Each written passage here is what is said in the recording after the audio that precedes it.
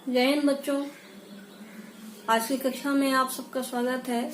मैं आपकी शिक्षिका खुशबू नरमा आज आपके आरोह के काव्य खंड का पहला पाठ, जिसमें हरिवंश राय बच्चन की 2 कविताएं संकलित हैं, लेकर उसकी एक कविता दिन जल्दी जल्दी ढलता है लेकर आपके बीच उपस्थित हूँ। आज प्रस्तुत कविता का दिन जल्दी जल्दी ढलता है का काव्य पाठ और भाव हम समझने की कोशिश करेंगे और उसको आपको समझेंगे और उसके प्रश्नोत्तर को समझने का प्रयास करेंगे कि उसके प्रश्न को क्या कहता है, हमें कैसे उसका उत्तर लिखना है। हरिवंश राय बच्चन का जन्म सन 1907 में इलाहाबाद में हुआ था। एक साधारण से परिवार में उनका जन्म हुआ था और उनकी मृत्यु सन 2003 में हुई थी। हरिवंश राय बच्चन ने बहुत सारी विधाएं लिखी, कविता लिखी, कहानियां लिखी, नाटक लिखे, डायरी लिखे, आत्मकथा लिखी। लेकिन सच पूछा जाए तो इनका कवि रूप ज्यादा हमें प्रभावित करता है, हमारे अंतर्मन को ज्यादा छूता है। इनके काव्य की विशेषता यह है कि बहुत ही सीधे सहज शब्दों में, गए शैली में, गए मतलब जिसे हम गुनगुना सकें, गा सकें, ये अपनी बात रखते हैं। और जैसा कि मैंने आपको कहा कि बहुत ही सहज और सरल शब्दों में ये अपनी कविता को बुनते हैं और इसीलिए ये प्रसिद्ध हैं। और यही कारण है कि इनका कवि रूप काफी पसंद किया जाता है और काफी प्रशंसनीय है। अपने व्यक्तिगत जीवन में जितनी भी घटनाएं घटी, इनका जो पहली कविता है, इनकी पहली कविता जो आपके पाठ में संकलित है वो है आत्म परिचय। वो अगली कक्षा में देखेंगे। फिलहाल इस कक्षा में दिन जल्दी जल्दी ढलता पे है, चूंकि चर्चा है इसलिए उसी को देखेंगे। व्यक्तिगत जीवन में घटी घटनाओं की सहज अनुभूति को बहुत ही ईमानदार ढंग से वो प्रस्तुत करते हैं। बहुत ही ईमानदार प्रस्तुति है उनकी और इसी कारण वो ज्यादा संवेदनशील भी हैं। और इनका सबसे प्रसिद्ध जो काव्य है वो इनका मधुशाला है। इसके लिए इनको बहुत सारे सम्मान भी मिले। पूरे साहित्य जीवन में इन्होंने कई सारे सम्मान भी पाए। और आपको मैं ये बात बता दूं, शायद आप परिचित हों या न हों, डॉक्टर हरिवंश राय बच्चन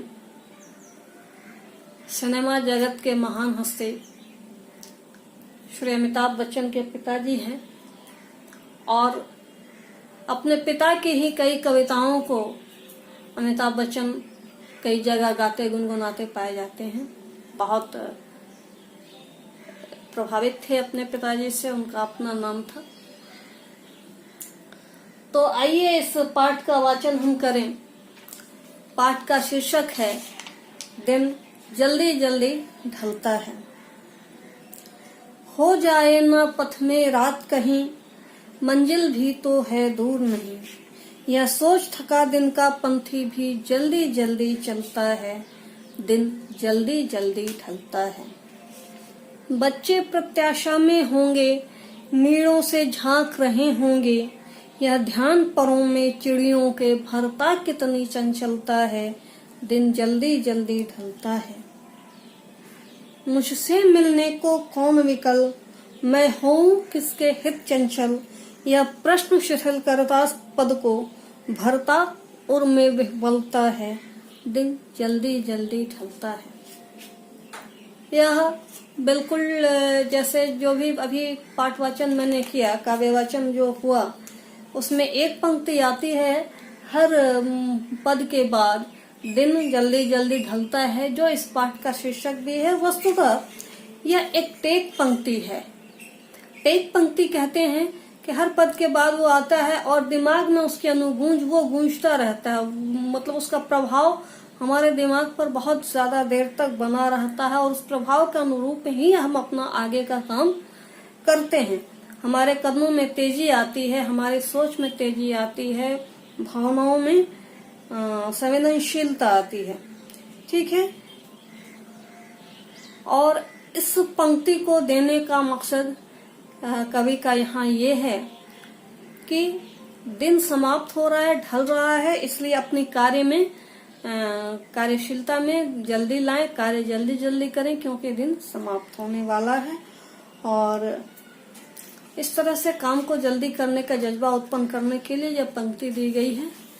पहला पद जो है, हो जाए ना पथ में रात कहीं, पथ मतलब रास्ता, मंजिल भी तो है दूर नहीं, यह सोच थका दिन का पंथी भी जल्दी जल्दी चलता है, दिन जल्दी जल्दी ढलता है।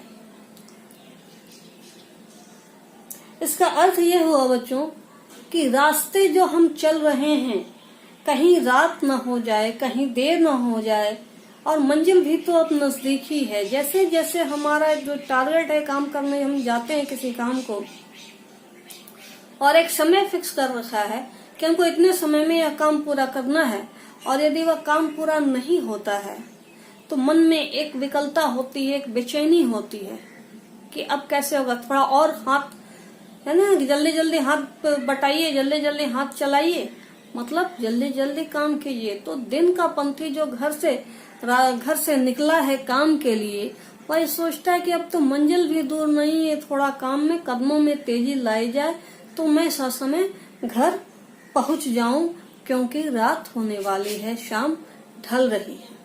ठीक है। बच्चे प्रत्याशा में होंगे, नीड़ों से झांक रहे होंगे, यह ध्यान परों में चिड़ियों के, भरता कितनी चंचलता है, दिन जल्दी जल्दी ढलता है।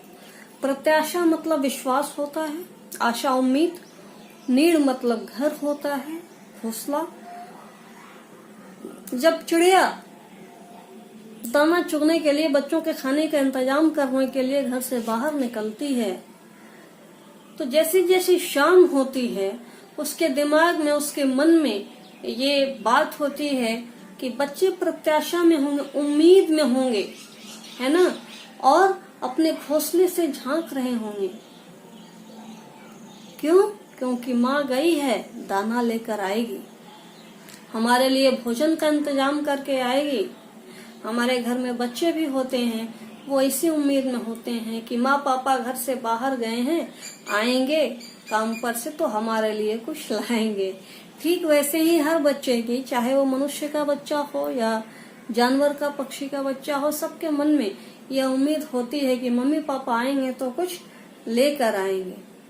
यह सोच किसके मन में है? यह सोच उस चिड़िया के, यानी कि बच्चों के माता पिता के मन में है, उस चिड़िया के बच्चे के मम्मी पापा में है कि वो माँ सोचती है, वो पिता सोचता है कि जल्दी जल्दी घर चलना है, तेजी से चलना है, बहुत दूर निकल जाने से, बहुत बटोरने से काम नहीं होगा, क्योंकि आज भर का भी काम चल जाए तो कल के लिए तो चुन लेंगे। घर पे तो बच्चे इंतजार कर रहे हैं, उम्मीद में देख रहे होंगे झांक झांक कर, जैसे हम लोग देखते हैं, आप लोग कि आए कि नहीं, पापा आए कि नहीं, माँ आए कि नहीं, भैया आया कि नहीं, कुछ लाना था लेकर आया कि नहीं, बार बार दरवाजे पर ध्यान होती है। तो ये उनके परों पर मतलब पंखों में कितनी चंचलता भरता है, और चाहे थके हुए हो, थके मांदे हो, फिर भी वो तेजी से उड़ान भरते हैं। क्यों जल्दी उड़ान भरते हैं? क्योंकि दिन ढल रहा है, जल्दी जल्दी वो दिन बीत रहा है, तो काम भी करना है, घर भी बच्चों के लिए जाना है। ठीक है। अब जो ये पंक्ति है वो देखिए, जिसके जीवन में लक्ष्य नहीं, यहाँ तो ये दो पंक्तियों में उनकी बात कही गई है जिनके आगे जीवन में लक्ष्य है, लेकिन जिसका लक्ष्यहीन जीवन है, जिसने अपने जीवन का कोई उद्देश्य ही निर्धारित नहीं किया, वो क्या करेगा, वो क्या सोचता है, उसका जीवन कैसा होगा? इन पंक्तियों में बिल्कुल स्पष्ट है। देखिए, मुझसे मिलने को कौन विकल, ठीक है, विकल मतलब होता है व्याकुल, मुझसे मिलने को कौन व्याकुल है, मैं हूँ किसके हित चंचल, मैं किसके लिए चंचल हूँ, किसके लिए गतिमान हूँ, मेरा तो कोई अपना है ही नहीं, कोई लक्ष्य नहीं, कहीं पहुंचना ही नहीं है। यह प्रश्न शिथिल करता पद को, पद को शिथिल मतलब ये क्या बोलते हैं, कैसे समझा हमको, शिथिल मतलब गतिमान नहीं होना, है ना, उसमें गति का न होना। शिथिल करता पद को भरता और में विफलता है, व्याकुलता मन में भर रहा है, परेशानी है कि मेरे लिए तो कोई है ही नहीं, मेरा तो कोई लक्ष्य है ही नहीं, मैं किसके लिए गतिशील हूँ, गतिमान हूँ। और यह जो प्रश्न है, ये जो लक्ष्यहीन जीवन है मेरे लिए, जहाँ कोई उम्मीद नहीं, कोई प्रत्याशा नहीं, जिसका कोई इंतजार नहीं करता, वो आदमी यूं ही, वो लोग यूं ही पड़े रहते हैं और दिन तो जल्दी जल्दी ढल ही जाता है। तो यदि आपके पास कोई लक्ष्य नहीं है, कोई उद्देश्य नहीं है, किसी मंजिल की प्राप्ति की इच्छा नहीं है, तो आपका समय यूं ही बीत जाता है, दुख भरा दिन कटता है, क्योंकि वह जीवन अंधकार में ही होता है जिसका कोई लक्ष्य न हो, जिसमें कोई एक अच्छी सोच न हो। तो अपने जीवन का लक्ष्य हर इंसान को निर्धारित करना चाहिए, अपनी एक मंजिल निर्धारित करनी चाहिए, ताकि वह जीवन में गतिमान हो सके, गतिशील हो सके, जागरूक हो सके। इस पाठ के 2 प्रश्न हैं। बच्चे किस बात की आशा में नीड़ों से झांक रहे हैं? किस बात की आशा में बच्चे नीड़ों से झांक रहे हैं? तो इस बात की आशा में झांक रहे हैं कि मम्मी पापा आएंगे, हमारे लिए कुछ न कुछ लेकर आएंगे। वो सुबह से निकले हुए हैं, भूखे हैं और अपने संरक्षकों की प्रतीक्षा कर रहे हैं, ठीक है। और इसी उम्मीद में कि मेरे लिए भोजन आ रहा है, मेरे लिए कुछ चीजें आ रही हैं, वो बार बार नीड़ों से झांकते हैं। दिन जल्दी जल्दी ढलता है कि आवृत्ति से कविता के किस विशेषता का पता चलता है? आपको पहले भी ये बात बताई जा चुकी है इसी वीडियो में कि दिन जल्दी जल्दी ढलता है, यह एक टेक पंक्ति है और ये हमारे मन मस्तिष्क में बहुत देर तक प्रभाव उत्पन्न करती है, उसकी अनुगूंज उत्पन्न करती है, ताकि हम अपने काम को समय रहते, है ना, अंजाम दे सकें। ठीक है बच्चों, फिर अगली कक्षा में मिलते हैं। धन्यवाद।